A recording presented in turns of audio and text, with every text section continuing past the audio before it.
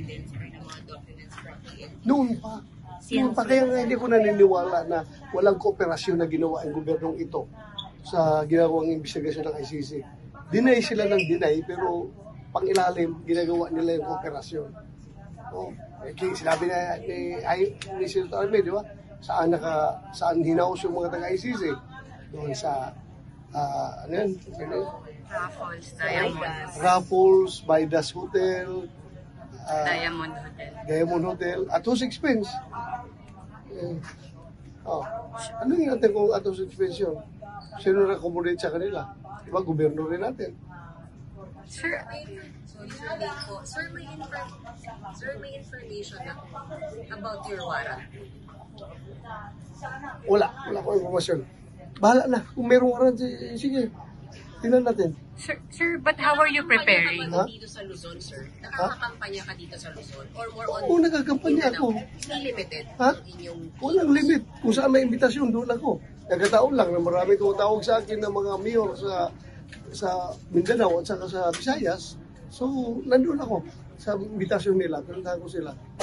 Sir, nagpre-prepare po ba kayo if ever may warrant, like may legal team na kayo na namamata at parang nag-feeler na kayo sa mga abogado? Meron. Pinahanda tayo. In fact, yung ginawa nga natin na petition sa Supreme Court, di ba, pending pa. Hinintay natin yun.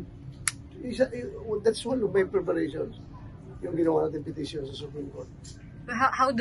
Kung meron nga pong warrant, sir, how do you plan to confront it? Pupunta po ba kayo or lalabanan nyo rin sa court? You will assert na dalhin kayo sa korte? As I've said, hindi ko ni-recognize yung jurisdiction ng ICC. If yung warrant na yan ay galing sa ICC, to hell with them. Pero kung warrant na yan ay galing sa ating local court, respetuhin ko yan.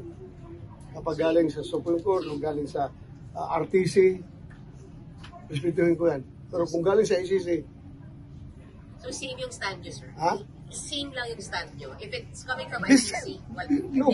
Kung coming from ICC, hindi ko ni-recognize yan. Sir, nasabi nyo kan... Sir, kumusta may communication na kayo kay PRIT? Wala pa. No plans of going sa Hague? No plans of going? Magtry ako mag-apply ng Schengen visa. Kung i-issuehan ako, then maybe bago or pag may pagkakataon before election, sana makabisita man ako sa kanya. Sir, wala akong concern, baka i-detain ka na doon. Diretso na siya. Sige lang, i-detain mo lang ako doon. Pagpunta ako doon sa Hague, mag-wig ako. Mag-wig ako para hindi na ako makilala doon. Kumpiyansa ka. Akala mo isa lang wig ko. Meron pa akong afro dyan. Tingnan nyo pag mag-afro na